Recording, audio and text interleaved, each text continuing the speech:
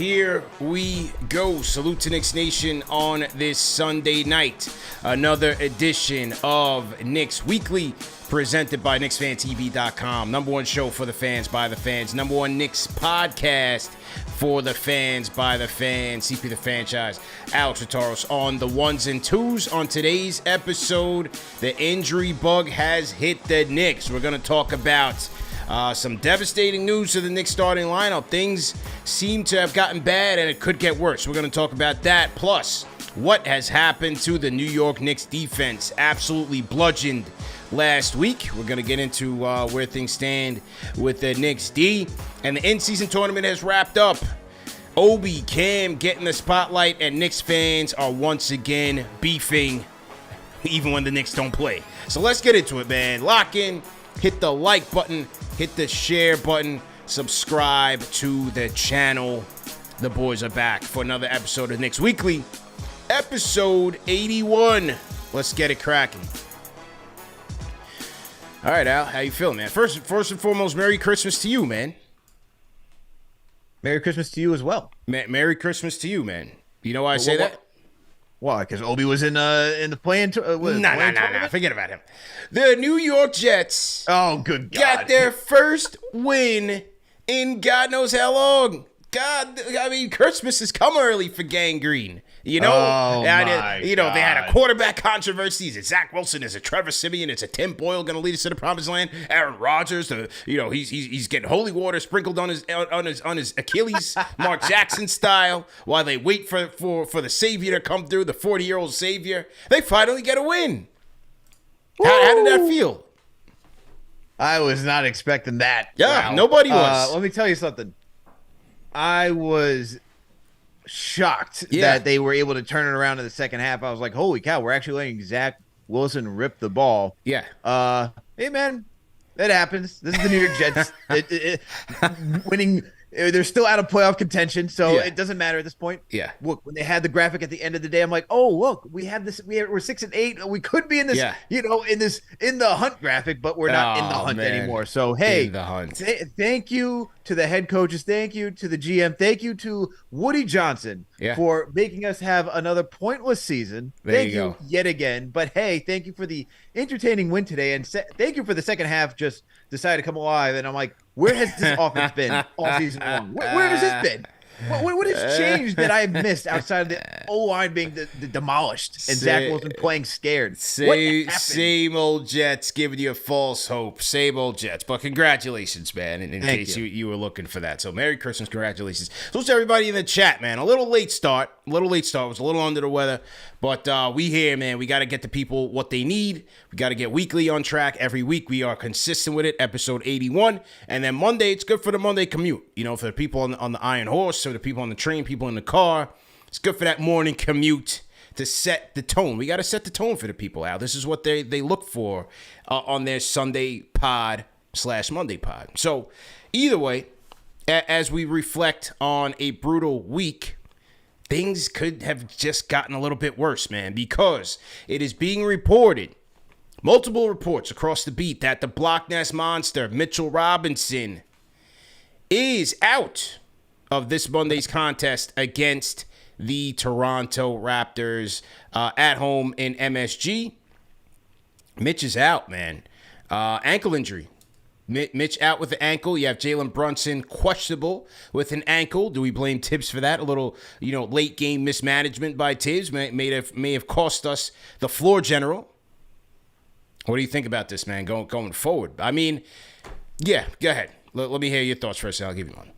For the Brunson one, he was at a Villanova event, so for alumni week, I don't know if it was alumni weekend or whatever it was, but he seemed to be walking pretty fine. I know everyone had the magnifying glass out on Twitter watching that video, seeing how he was walking through his limp. He seemed fine. And then you had Fred Katz today, even though I know Bondi tweeted later. You had Fred Katz tweet out at 12:46 p.m. today saying that Jalen Brunson is good with the ankle. Tom Thibodeau says he is good to go for tomorrow. That was at 12:46 p.m. today. And then you have Bondi saying, questionable game time decision essentially is what we got for ESPN as well. And I wonder if this is gamesmanship for Could be. Tom Thibodeau. We know how he likes to do, man. He's like, I don't know. I don't know if there's going to be a lineup change. I don't know if there's going to be this. Right. I don't know. Maybe Deuce might start. Maybe we'll bring Roby up because I was listening to KnicksFanTV and the guy wanted Roby up. Maybe we'll bring Roby up here. You wanted Jacob Toppin. You said you wanted Toppin back. I got Jacob Toppin for you. Right. Yeah. So for Brunson, I expect him to play tomorrow. Yeah. That's just my thoughts. He seemed to be fine, so I expect him to play tomorrow. If he does have to miss time, that's going to hurt. Even though I trust Emmanuel quickly, that's going to hurt. Yeah. But I think he will play tomorrow. As for Mitch, look, man, I mean, Mitch is usually going to miss some time during the regular season. It's just, you could just always pencil it in. It just stinks because it's a good start to the season. He's going to miss some time. This is a difficult month for the New York Knicks. There's few home games. You're mostly on the road. I think it was like 13, 14 games. How many games are on the road? It was like 10 or something like that. Only those lines. I forget. Yeah. This month they had 11 of the 14 games was going to be on the road. 11. Right. And they've already played 11. They've already played one technical. So say 15 because the Boston game was extra. Mm-hmm. So 12 of the 15 is on the road. And they played 2 so far. So they got 10 more road games and 3 home games this month. Right. So you got in total 12 road games this month. And I would feel comfortable having our best shot blocker out there. Now, thankfully, we have a really good backup in Isaiah Hartenstein. That also means the wall of Jericho is going to get some minutes. It's your time. Let's go. Jericho, let's go. So yep. I'm looking forward to seeing Jericho get some minutes. That's the good thing about the New York Knicks. We have a deep center rotation. Yeah. But to lose Mitch, we don't know how long he will be out for, but it is an ankle injury. It takes time to recover from that. It just stinks, man, because he had a really good start to the season. Hopefully he can still play enough games to qualify for any awards at the end of this year because he needs 65 games. That's the only thing I worry about for him. But yeah, as we saw last season, man, the Knicks were still able to stand tall when they were down without Mitch. So I'm not too worried. It just sucks because you want to be at full strength, especially for how shaky things have been over the last couple of weeks, and you want the Knicks to get back into rhythm. What are your thoughts, though? What do you think about these injuries? No question. Salute to the Block Nest Monster. Well, real quick on the Brunson thing, unfortunate, but he's another guy that from what we saw last year, whether it was garbage time or not, whether you want to blame Tibbs or not, just his play style, I think you also have to pencil him in for knick-knack injuries over the course of a year. I think you just have to, man. He just plays so hard, and he plays downhill, a lot of pounding on the feet. It last year was a foot injury, a mysterious foot injury. It was the hand injuries, the thumb. This year he came out with a thumb brace, his hip. So I think you're going to have to expect some knick-knack injuries for him. Hopefully it didn't set him back too far. So we'll see what happens with Brunson. With Mitch, you have to expect this. You got to pencil in Mitch to miss a couple of games a season. You hope that it's not a lot, and you hope that it's not bad timing like Julius at the end of last year. Well, for Mitch, I mean, I'm almost surprised that it came this late in the season because you see how he's battling out there. 1-on-3, 1-on-4 for the boards. I think one of the most contested rebounders in the league. He's got to be top 5 in terms of contested rebounds. So he battles out there. Mitch is battling. And the lower extremity injuries is always a concern with big men. And so, unfortunately, it caught him. Now, how long he will be out is yet to be determined because the earlier report today was, according to Tibbs, he underwent additional testing on the ankle, and his status moving forward is uncertain until the results come back. So, obviously, tomorrow he's out. You have to expect the results to come out tomorrow, and then you have to gauge it from there. Just how much time is he going to miss? But to put it in context, the Knicks will play Toronto at home, and then they head out west at Utah, at Phoenix, at Clippers, at Lakers, at Brooklyn before they come back home for the Christmas two-step against the Milwaukee Bucks again to finish off their playoff series practically. So for the West Coast road trip, I mean, you got Utah, you'll see Walker Kessler. Phoenix, you got Nurkic. Clippers, you got Zubac, you got Daniel Tice.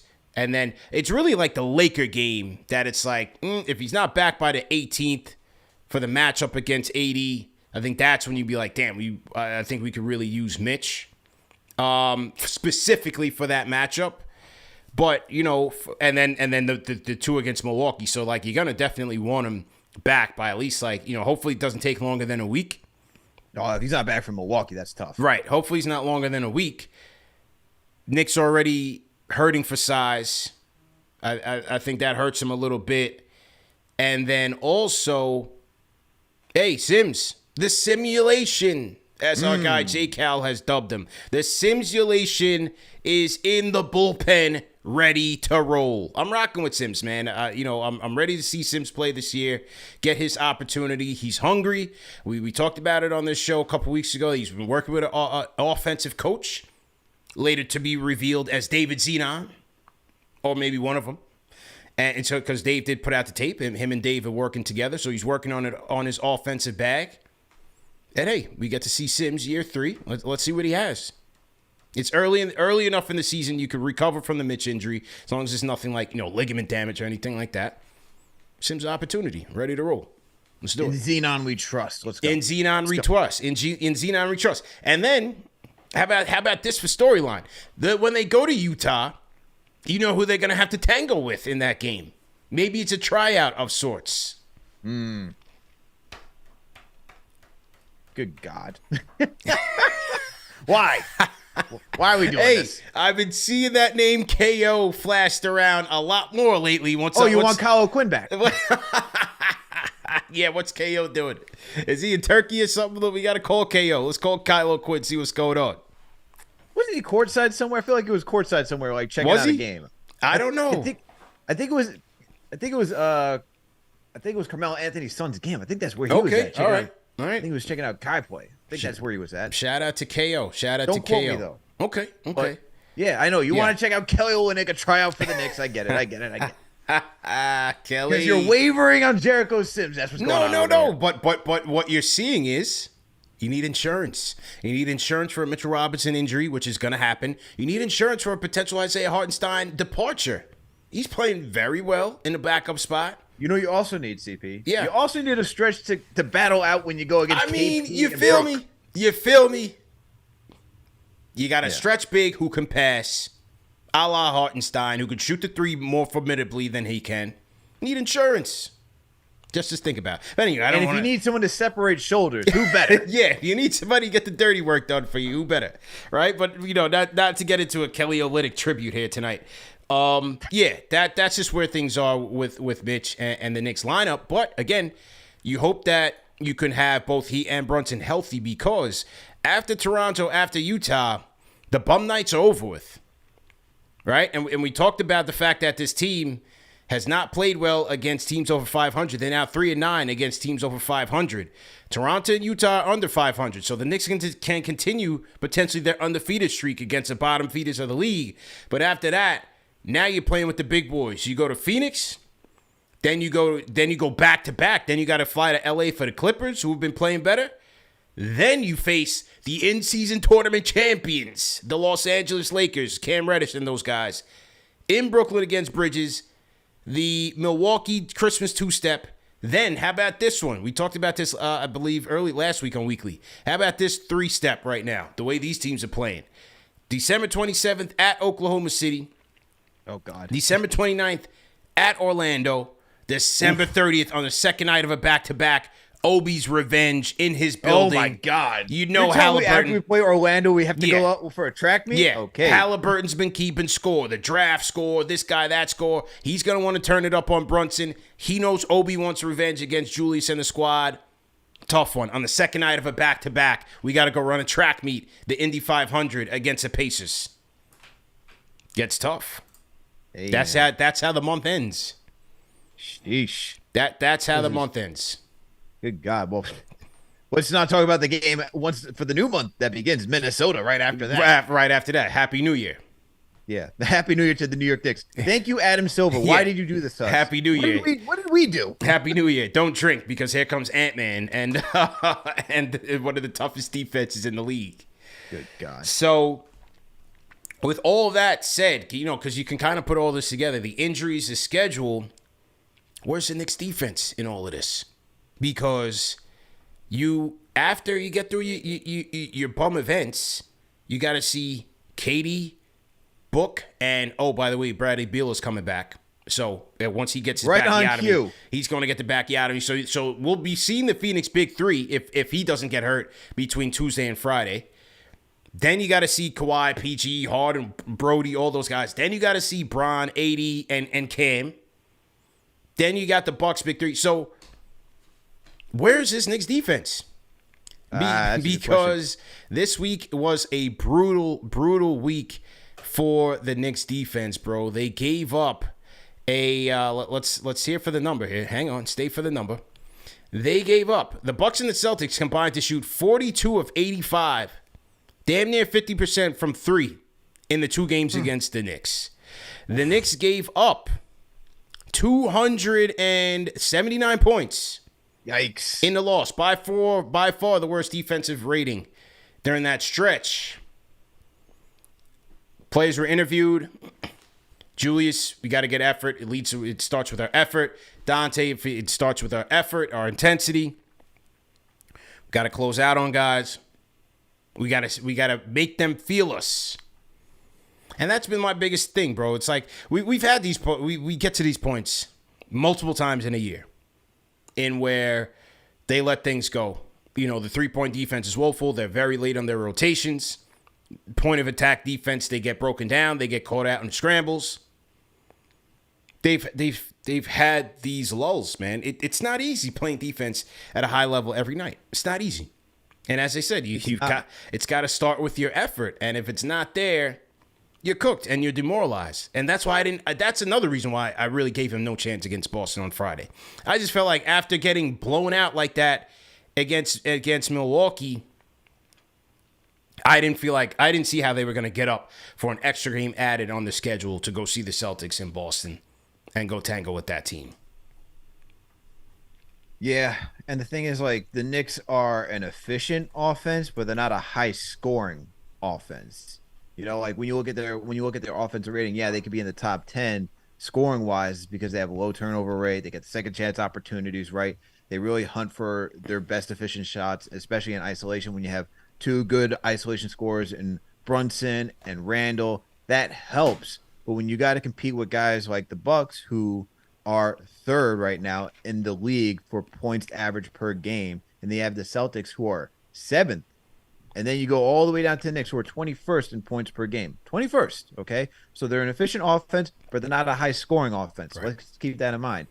This is where you're like, when you see teams that can get out and can compete in a track meet, right? This is where the Knicks start to struggle, and that's why when you watch these third quarter CP and they come out so slow, or they look sleepy, like they're half awake, whatever term you want to use, that's an issue because they have to maintain that defensive identity for 48 minutes on a nightly basis, especially when they start the game and coming out of the half.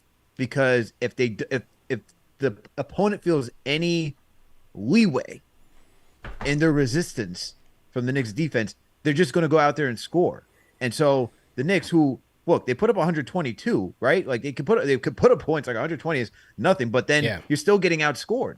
And this is where it's tough for defenses to maintain throughout the rest of the season. Like, you still need to score, as we saw in the playoffs last year against Miami. Like, you need to score. You need to have guys who can drain those shots. And the Knicks, as good as they've been efficiently, right, as an efficient team, they're just not a high offensive production team. And that's like, this is where I get to, like, for Tibbs, like, come on, man, can we, like, I know it goes to part of the players. The players got to execute. They got to take up their shots, whoever it may be. But it's also like, can we do something? And it's like, it's interesting that when we see Grimes go to the bench, we see a screen set for him, Randall passes to him, and he's doing like a curl to get him an open look. It's like, can we do more of that for guys like in the first unit, so that way we can have some, variation, and it's not so, because when you leave it to this isolation, this is the last thing I'll say. When you leave it to isolation, you see everyone on defense like just standing around. The opponent just gets to stand around, don't got to shift anything. We can stay in front of our opponent, and it makes it way too easy.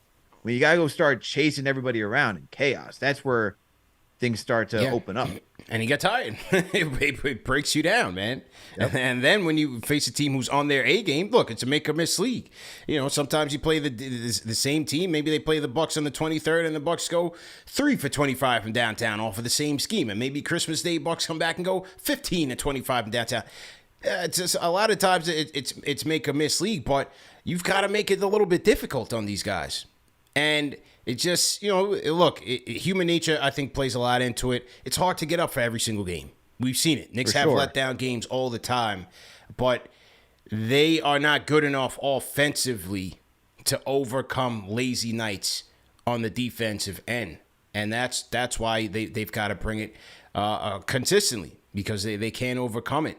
And one of the biggest weaknesses, as I continue to say, is with your big three. It's with your big three. Their three best players. Well, you got to put Quickly in that because he's definitely one of their best players, but he's their best defender. But your three starters, average to below average defenders. Yeah. That's 3 out of 5 in your lineup. Brunson at the point of attack, RJ on the wing, Julius on the front line. Again, whether it's physical limitations or mental, especially with Julius in terms of his effort and his IQ, I think it puts him in a compromised situation. For sure.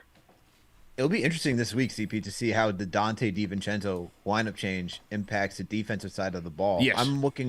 I'm curious to see how that all works out, because that was one of the reasons why he had Grimes in there, is because of his defense. Offensively, wasn't there. We saw Dante when he got up 6 shots in this Celtics game. Yeah. Granted, Celtics are a good defense. They're a top-rated team. So I want to see how this Knicks team goes against teams that are in the middle of the pack as well, around their range.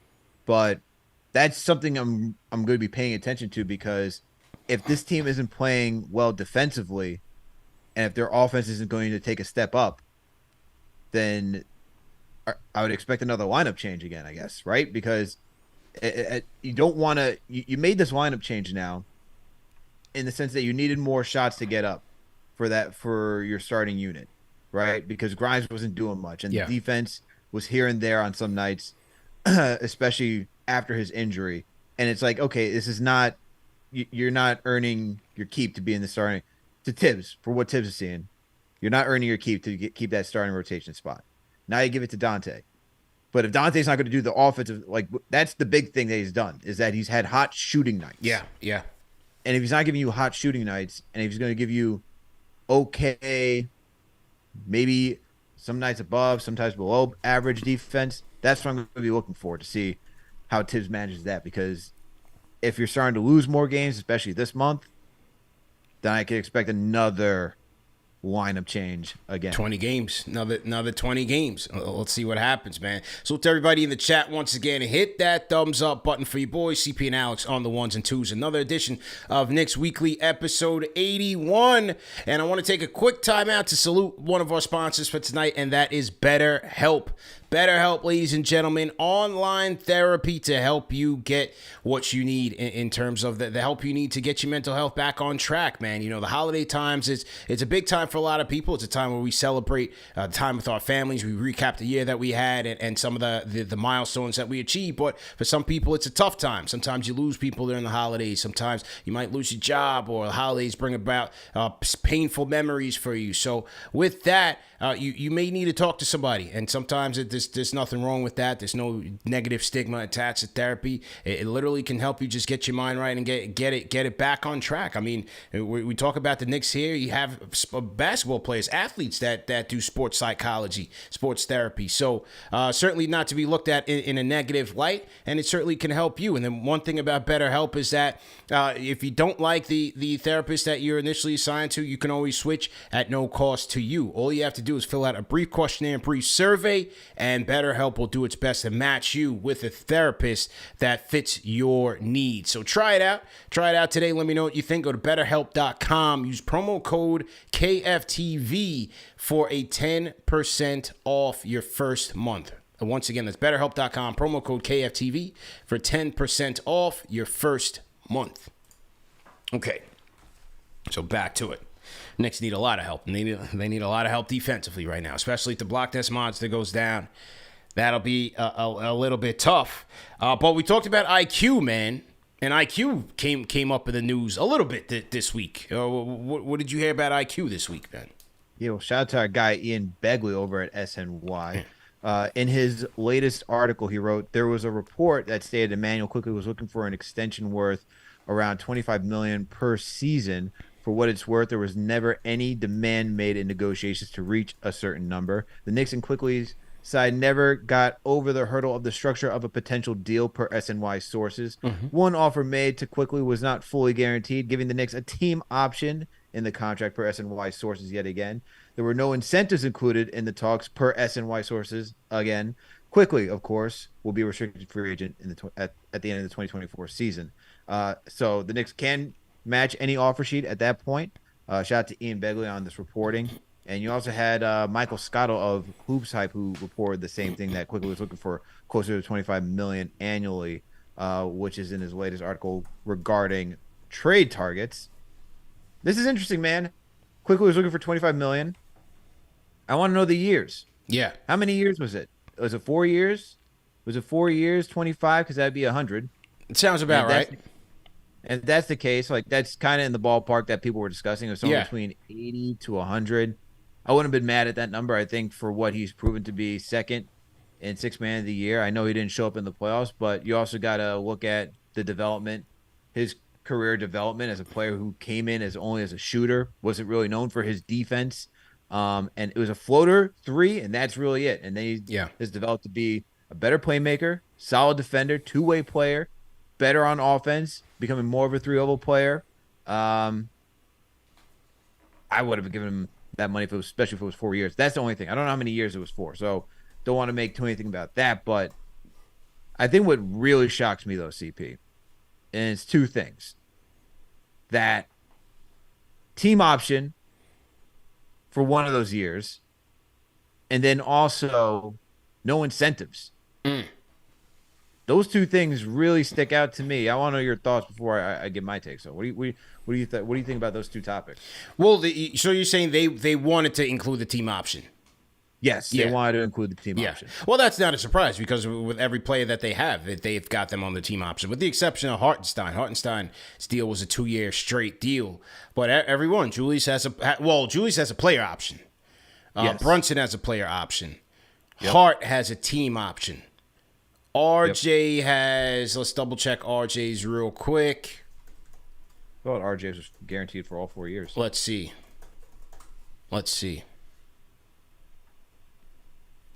RJ's contract is all four guaranteed. All four guaranteed, man. Man, he got that. Who's his agent? Is it Bill Duffy? Who's his agent again? Let me check it. Real quick. RJ's agency said, no. We're getting ours straight cash, homie. Straight cash. Bill Duffy. There you go. So RJ said, yeah, we're not with that CAA stuff. We want our money cleared and guaranteed come hella high water. So good job by them. Yeah, I think that's a little bit interesting if true, you know. And then Mitchell Robinson has a fully guaranteed contract as well, but obviously his is 64. Yeah. I don't know, man. I just feel like the fact that he didn't get fully guaranteed contract, which means no team option.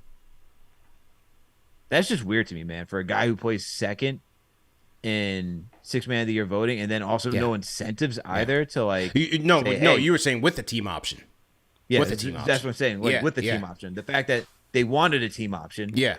Right. Yeah. For a guy that's developed so well while he's been here, and then on top of that, you're not giving him any incentives to say, hey, if you make an all-star, right, whatever team, or like make Sixth Man of the Year again, like you get more of a bump. I'm like, yeah.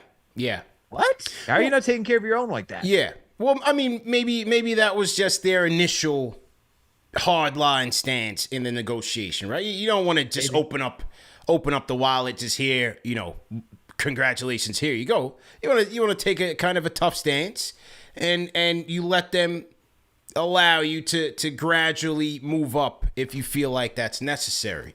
All right, so maybe that's just initial discussions where, they weren't going to give him everything, But maybe they were willing to. Maybe they are willing to, at the end of the day, add in those incentives, bump them up to 25.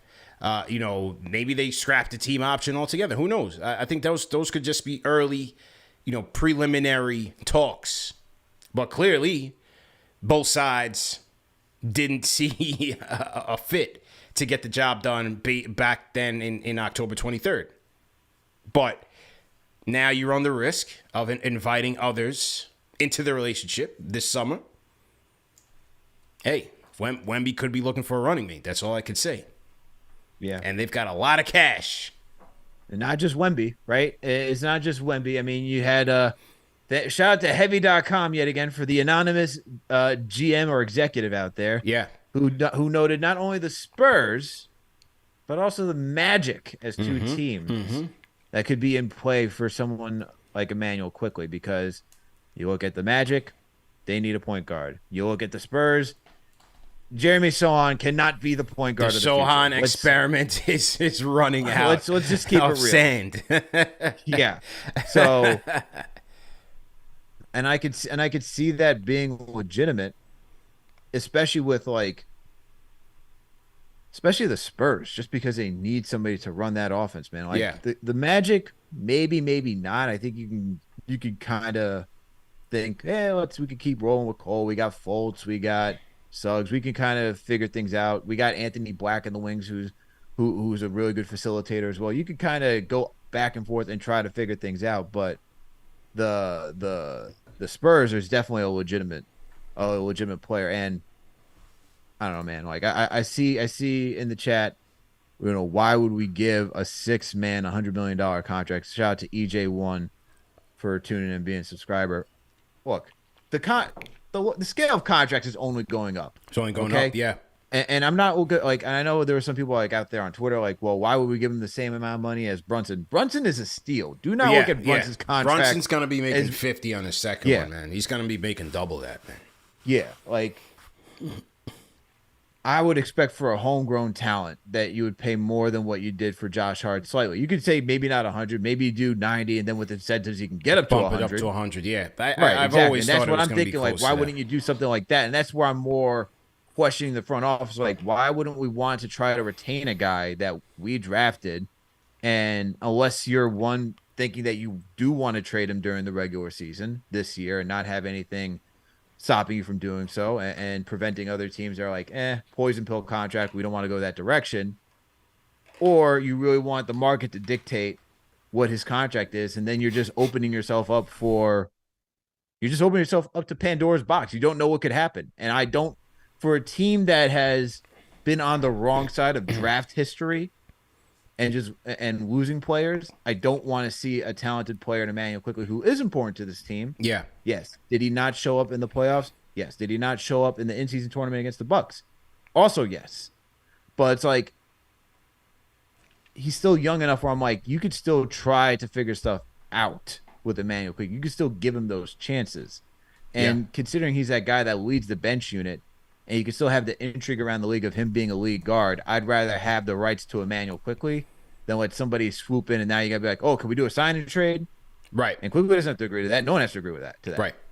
That's the bigger issue. Yeah. I agree with you there. Certainly agree with you there. Now, by not signing him, they're going to gamble, see how he plays, play it out and see. So far, it's been fairly steady, fairly similar numbers to last year. Efficiency numbers are a little bit off, but again, it's very early in the season for Quick, but the numbers are relatively in line. I'd like to see him. I want to see that Boston game from him in one of these stretches. Hopefully, maybe it's a West Coast. I'd like to see him pick it up a little bit where, he's really helping to carry that second unit. Hasn't really been showing up in the bigger games. Definitely wasn't around this week. So he's got to play a little bit better. And then as far as the competition, I mean, if you look at and salute to everybody in the chat once again, hit that thumbs up button for you boys. If you look at the free agent class of point guards, boy, oh boy. I mean, if he does have a good year, he will cash out. I can tell you that. Because this free agent class going into the summer is looking bleak. James Harden, who's going to sign him? Drew Holiday, stay. You got to think he's staying. He's got a player option. Figure he's staying with the Celtics. Mike Conley, aging vet. Tyus Jones, San Antonio will go for more of a splash. You got Brody, Fultz, and shout out to Anthony Parasol in the chat. Fultz and Suggs have been playing well for the Magic. That's why I'm not so sure if the Magic go that way. I think it all depends on how their season plays out. But they seem to have carved out a nice role for the guard glut that they were originally thought to have. But moving Cole Anthony to the bench, Fultz, you got Suggs playing extremely well now. I'm not so sure if they put those assets into a quick or they go for maybe some more consistent shooting there. But, again, look at this top 10 list. Dinwiddie, 7. Monte Morris, Kyle Lowry, Delon. There's nobody there. Beverly, Jose Alvarado. There's nobody there. Quickly could really cash out if he has a good year this year. There's nothing but backups on here. Yeah, and this is where we don't know the talks, right? We don't know how, in the sense of Ian's article, we knew that it wasn't just like a final $25 million, no discussion whatsoever, is what he reported. But when you think about other teams out there, you mentioned the Timberwolves, right? Because according to Michael Scotto in his article for that trade, the season's trade targets, he did mention his Minnesota being very much interested in Quickly, in a sense where it's he's hot. Where is it? I have it up. I have it right here. Where give me a second, because he did mention where Quickly is someone that they would be interested in. Where is it? Shout out. Go ahead. I don't know. No, keep going. No, here we go. Yeah, good. Here it is. It says, according to Michael Scotto, second, while Quickly has fans in Minnesota's front office, the same cannot be said for Julius Randle, league sources told Hoops Hype, which is if they were thinking about a Carl Anthony and Julius Randle trade, they do like Quickly, not as high on Randle. Okay. So there is some interest in Minnesota for someone like Emmanuel Quickly as well, where you think, interesting. You mentioned Mike Conley, he's getting up there in age. If you're thinking you want to go younger, you can go out there and try to compete. Interesting. Little sign and trade action. So, all right. There it is, man. The Quickly sweepstakes. As more and more leaks out, we'll have to see, man. We'll have to see. You guys be the judge. Let us know what you guys think. We can take calls tonight, but only on the Discord. Only on the Discord. Can't set up the phones right now. I really want people to start using Discord a lot more. The call quality is a lot better. And then the benefit of the Discord is that you have 24/7 chat. So you got one big group chat going on the Discord. So if you're a diehard Knicks fan like all of us, you definitely want to join the Knicks Discord, KnicksFanTV Discord, because that's where the rest of the diehards are having conversations. We've heard last week number of callers from the Discord shouting out other people from the Discord. So we got community within the community going on in the Discord. So we want to steer people towards there for the call quality and also to engage in the 24/7 chat. So to everybody in the chat, once again, hit that thumbs up button for your boys CP and Alex on the ones and twos. Episode 81 of Knicks Weekly. Let's salute our franchise channel members out. Gregory Weiner, always in here. Shout out to Andrew H. Rudy Tate. Salute to TM. Salute to Frame Bloss Music. Says, R.I.P. Suggs' hairline. As a fellow sufferer, he's our hero now. Fight on, my balding brother. Jeez, tough out in the street. Yeah, every time I see Jalen Suggs, I'm like, yo, bro, just come on home, man. Just come on home. You know? I don't understand. Yeah. Like, these guys that are just fighting it, if these young guys fighting it, man, just take the big, go holler at our guys at Manscaped. They got plenty of razors for you. Number one men's grooming tool below and above the waist, manscaped.com. Use our promo code. If you guys, anybody know Jalen Suggs out there, send him our promo code. Maybe we'll DM him directly. KFTV for 20% off plus free shipping. There's no reason to be out there lacking like that. This is a young whippersnapper, bro. How you gonna go out and go get joints, and your hair's running from you? Oh my God, hair's running. I mean, knock on wood, man. I'm still good, man. I'm still Gucci. Knock on wood. Praise him. But yeah. I mean, we got to get these young guys some help, man. So somebody send them our promo code and send them our regards. No testimonials. Just get it done. Let's get it done. No excuses, man. Just get it done. Is that what we told LeBron James? There's no excuses. Just get it done. And speaking of which, speaking of the king, let's put some respect on his name. The in-season tournament champions, LeBron James and the LA Lakers, crash landed on Vegas. What was it, Thursday? They ran through Zion, and here we go with Zion with the weight. They jokes. demolished the Pelicans. And were able to survive a threatening Pacer run. But hey, the in-season tournament champions. It was tailor-made for LeBron. He went out there and took it, but he had help, Al. He had help from a former ally. He had help from a former ally in one Cameron Elijah Reddish. Wow, with the full name. Cam Hive, stand up. We are going to put some respect on your name. It is your time tonight. It is your time tonight. Because Cam Reddish, in the fourth quarter, with 7 of his 9 points, 3 rebounds, 2 offensive, 3 block shots, a 64% true shooting percentage, plus 24 the night, 10-2 as a starter so far for the Lakers. And Cam was in the locker room popping champagne. He got the $500,000. And he's carving out a nice little role for the Lakers, man. And so, we talk about this in-season tournament. One of the storylines of this was you had Obi Toppin with the Pacers, running and gunning all the way to the finals. And you had Cam with the Lakers, defending his way to the starting unit and ultimately to the promised land. And so with that, Knicks hadn't played for 2 days, and you had Knicks Twitter in a full-on brawl fighting over these two guys. Oh boy. You had one side of the fan base like, oh, these guys are still trash. These guys are terrible, whatever. Then you had the other side of the fan base like, fire Tibbs, fire Leon. We got no plan. We're terrible. We let these guys walk out the door. You know, the typical sky is falling Knicks fan that thinks every young player that leaves is going to turn into the next Hall of Famer, which never happens. Your thoughts? Look, and when you hear both those takes, you know where it is, CP? Right down the middle. Whereas here's the answer.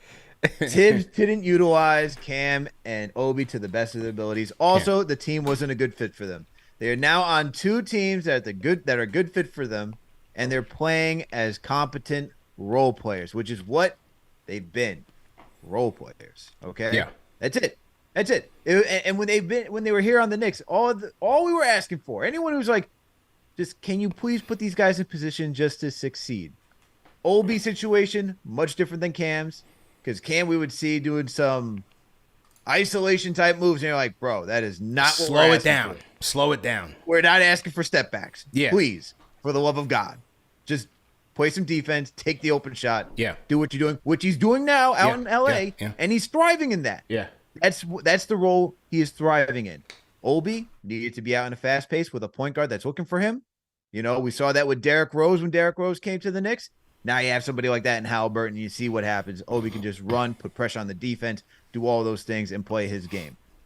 And at the end of the day, it's just like wasn't a good match. And look, when we talk about Tibbs, and this is the thing I'll say about Tibbs. When we talk about Tibbs, we have to talk about Tibbs guys. And this is part of my gripe with him is that when you look like Rick Carlisle, it's like a guy who has changed his coaching style completely from what he did with the Mavs, how he started with the Pacers, and he's gone to this high octane offense.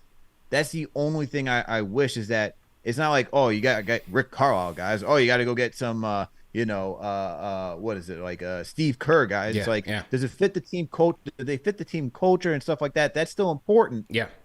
But you also want a coach that's adaptable, capable. And look, you said it, right? You were talking about that with Mero on an excellent show that you guys did. You're like, Tim, just be a little flexible, right? Just be a little flexible. That's all we're asking for. Right. And then it's like, that's all we want. That's all we want for these guys. And they're good role players, which both fitted needs that we need right now. We need a backup 4 and we need a wing. What are we doing over here? The 2 positions of need. And they're out thriving. What a week for the Knicks, man. I love weeks like this.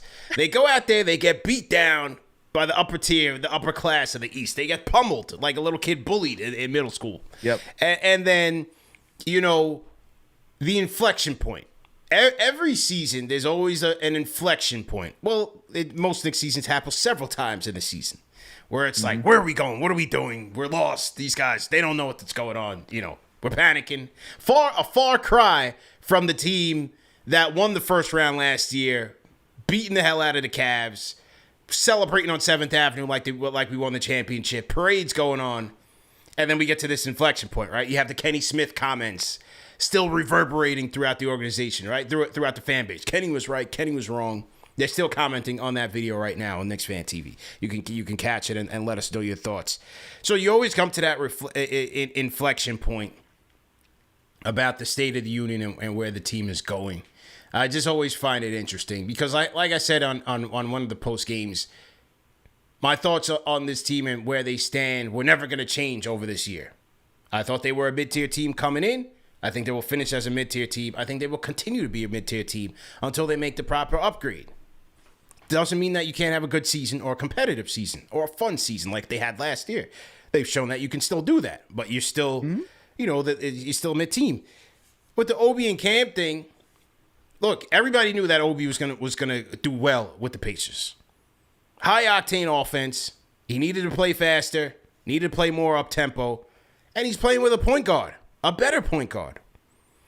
And I said that on Twitter, and some guy hit me back. He was like, "Oh, this is what I mean. Why are you hating on Brunson? You're hating. All this snowflake stuff. It's raining all day in New York, but it's snowing everywhere else. How sensitive people are." And the thing is, it's like we can't walk and chew gum at the same time. Like, you can appreciate what Brunson is to the Knicks and understand that he's got playmaking blind spots. And so it was easy to see that Obi playing with Halliburton, who's a pass first, dual threat, but pass first point guard, was going to open up his game. For sure. I mean, how hard was that to see? I mean, CP, we can go back to the stats I told you at the beginning of the season. How many assists did he have to Mitch last year? And it was only 24. Right. I mean, I love Brunson. Brunson's great. I was singing his praises. I want him on the Knicks when he was in Dallas. Remember the shows we would do? I'm like, yo, Brunson would be good. You got this. I even said, like, with the Villanova aspect, I'm like, it's like somewhat of like a Lowry type move because you know how Lowry started in Memphis and had to go through all of his moves before he ended up in Toronto. It's like Brunson ending up in New York, and now you're going to see the best of Brunson. But that doesn't mean that Brunson's like the best passing point guard out there. Like, he's what your typical point guard is today, which is a scorer first and then a facilitator. Halliburton is one of the dying breeds of what a point guard is, which is like the Steve Nashes that you see, the Chris Paul setting guys up, and he moves at such a pace, like what J. Kidd used to do back in the day too, right? Like, that's the type of point guard that he is. Yeah. And you could, like, he's also a good player. Like, both of them are good players. Like, we don't have to argue. Like, and they both serve two different purposes. We can not saying both. I would say in a Tibbs system, Halliburton probably wouldn't thrive in a Tibbs system. Right. I would say Brunson would not thrive in what Halliburton's doing. They both look so out of place. Right. Like, that's just it. It is what it is. So fit matters. So Obi's in a better fit. He wanted to go there since last year. They got him there, and he's thriving. Good for him. Congratulations. That's great for him and to extend his career. Cam, what did I say last year? If LeBron can't get Cam right, then he better go learn Chinese because he was on the cusp.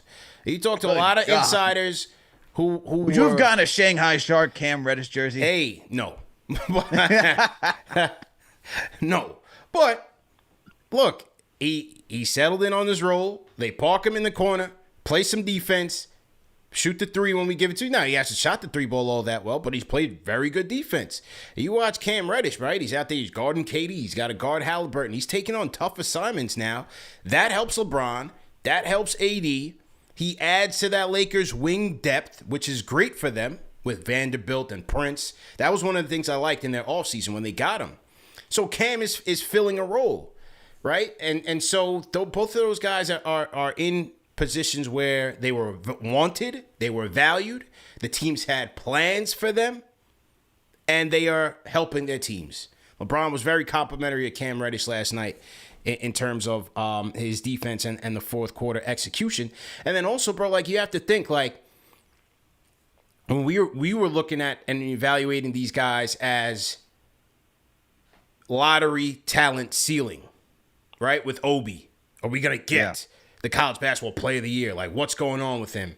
Cam, even though we didn't draft him, it's like, well, we paid a first round pick for him. Is he going to hit that potential ceiling that we always talk about? Pacers got Obi for 2 second round picks. Lakers got Cam for what? Vet minimum? Yep. Return on investment, completely different expectations. Yes. So for when fans are like, oh, well, Cam, he's still shooting this, he's still doing this. Well, he's serving a role on his team, and he's impacting wins. Obi, same thing. He's impacting, even though his scoring is going up, but he's impacting wins. And efficiency is staying high, too. And his efficiency staying high, man. He's shooting the ball well. He's shooting the ball well for them. Yeah. Yeah, man. But I agree with you, man. Like, it's different. Like, when the Knicks paying a first-round pick, you're like, wow, are we getting that guy that Cam was supposed to be in Atlanta? That's a big question, right? Yeah. You trade 2 second rounders, it's like, if he works, like for Obi in this case, you trade for 2 second rounders. If he works, he works. For Cam, he signed for a vet minimum. If he works, he works. Yeah. You know? we didn't have that's luxury. Not how they came to the Knicks. We took Obi with the 8th pick, my man. We didn't have that. I remember luxury, the entire conversation. We drafted him. It's like, ready, NBA ready, offensively. Yeah. Right? And then we didn't get that. He got injured early on in that season. Randall then's like, oh, I have an open runway to do whatever. And then Randall became an All-NBA All-Star. And then because of that, Tibbs is going to see what he sees. He's like, forget potential. I know what I have right here. A bird in the hand is worth more than 2 in the bush. That's Tibbs' philosophy, right? That's how he looks at things. That's and it. So Randall was hooping. He was like, I'm going to stick with Randall. Yeah. No question about it, man. And we'll talk some more about the in-season tournament, the wrap-up, the finals, the lead-up, the whole rollout on the NBA Report. Monday at 3 p.m. Eastern Time on the NBA Report YouTube channel. You can search us at the NBA Report, or you can click on the link on the KnicksFanTV YouTube channel homepage. You can click on the you can click on the NBA Report link right there. So he's take you right there to the link. So make sure you guys tap into that. Some more quick housekeeping. Salute to Ignacio Lobregat, franchise channel member. The Rhyme Animal, Chuck D in the building. Salute to the legend in the chat as well. And also, remember that this show is also brought to you guys by BetUS, the official sports book of KnicksFanTV. Go to BetUS as your number one source and your number one platform for all your betting needs. Sign up with our code and hit the link in the video description for a bonus deposit match of 125%. That's some of the highest that you'll see among some of the competing sports books. And with BetUS, they got everything you need, from prop bets. You can set up your parlays. You can bet on your game lines. You've got your over-unders, all that stuff that you need. They have live online casino as well. You have safe, secure, excellent, reliable customer service, and fast payouts. Most importantly, now tomorrow night's matchup between the Knicks and the Raptors. Knicks are going in as 4-point home favorites going into this one.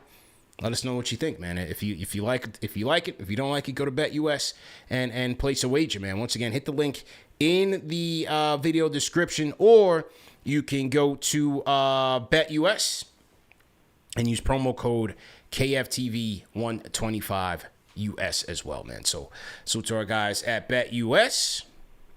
And definitely salute on that. And also, man, salute to all of the KFTV fans that have been copping their merch, man. Christmas is coming up. You got a lot of people shopping for the holiday. And, Al, lately, the orders coming in, lately, obviously, KFTV is a male-dominant audience in terms of viewership, obviously. You know what I mean? Obviously. But you know what? I'm fulfilling these orders. We're fulfilling these orders, and we got shout out to Sonia Bermudez, Danita Stonicher, Tamia Moore, Ashley Rodriguez, Jessica Luffy. The last 6 orders that have come in since yesterday have all been females. Let's go. So if I put my thinking cap on, if I put the tinfoil kufi on, I think wifeys are getting hubby's Christmas presents for the holiday. KFTV merch, that is. Great gift. Great gift. Awesome gift. Yeah. So I say but that also, to say, CP, we have to say that there have been some more women callers calling in too. There have been. Give them credit. Give them credit for that. Respect. Shout out to Lady D. We got the Knicks chick. We got Cynthia hasn't called us in a while. Cynthia definitely owes us a phone call. She hasn't called us in a little while. We had Danny Girl back in the day. She hasn't called in a while either. But either way, man, I think the ladies are gearing up for a good Christmas. So, fellas, man, tell your lady, man, shop.KnicksFanTV.com. Get your snaps, get your tees, get your hoodies. It's wintertime. And we also are rolling out brand new merch, brand new designs, brand new apparel for 2024. 2024, we're rolling out some hot stuff, man. I'm working with some really good designers. And we are right now working through the logistics, getting all the merch ready, printing everything out. And so get ready, man, because 2024, we are coming with some hot new KFTV merch. Could the KFTV tracksuits be available? The little birdie's telling me that could be a possibility. So stay tuned, man. But anyway, shop.KnicksFanTV.com, fellas. Tell you what. Well, I know what I'm getting. Yeah, get your merch, and we'll get that out to you before Christmas, man. Al, looking at this week's schedule. Let's take a look at this thing once more, man. Let's take a look at this thing once more. Break it all down because it's prediction time. The best time of Knicks Weekly at the end of the show. It is prediction time, ladies and gentlemen. So this week, we got home against the Raptors, then at Utah, at Phoenix, and at Clippers on the second night of a back-to-back. What do you think we do? First of all, I got to shout out to Jamaica Queens. He's saying, tell me I need to jump back into the relationship game? Hey, now would be a good time. Hey, it's cuffing season, isn't it? It is, I was about to say, it's cuffing season it's right now, so get season, ready. Man. You late, man. You late. You should have got your joint early already. You know? Yeah, around Halloween time. Come on, what are we doing now? You better start doing a rapid-fire swipe. Swipe right, swipe. Start taking phone calls, applications. Hey, that's it. That's it, man. Oh, man. But back to the question at hand. How are we going to do this week? So what do we got? We got the Raptors this week. Hold on one second. Got the Raptors. Got who else this week? Oh, we going on that West trip. We're going West Coast. And then we going West Coasting, man. At Utah, at Phoenix, second half of back-to-back against LA. Whew. Clippers, right? Yeah. Clippers. Oh, man.